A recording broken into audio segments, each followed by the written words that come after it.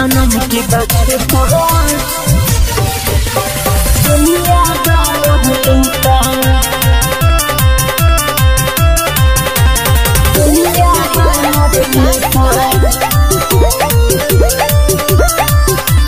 जेकरा से प्यारी यारी पहले हो रहनी पहिलस दिलवा बाबा आज जेकरा से प्यारी यारी पहले हो रहनी पहिलस दिलवा बाबा रो रो के गुजरे दिन और रतिया जिया भइल दुसवार की साथ सनम के बाछूट कि दुनिया बा मोर लूट कि साथ सनम के बाछूट कि दुनिया बा मोर लूट। सानहिया रिकॉर्डिंग स्टूडियो कटसा। दुनिया बा मोर लूट सनम के बाछूट जान जान जेकरा के कहीं बनल दोसरा के उजान हो मन करे खाली माहुर दे दीही पहरान हो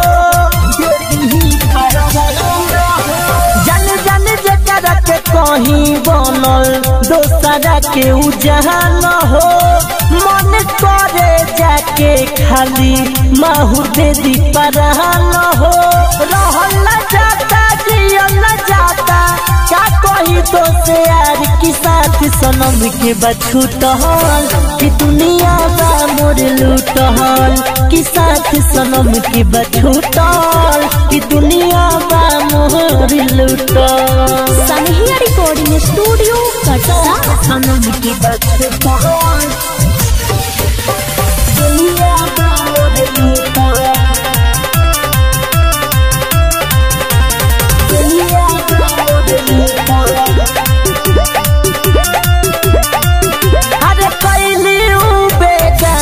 गाना गावतानी गम के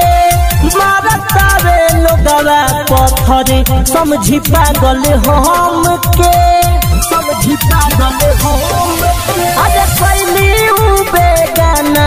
गाना गावतानी गम के मारतावे लोगवा पत्थर समझी पागल हम के मिठू महेश विकास कहे जिंदगी भइल कबाड़ी की साथ सनम के बछूट कि दुनिया बा मोर लूट कि साथ सनम के बछूट कि दुनिया बा मोर लूट। ये रवि भाई।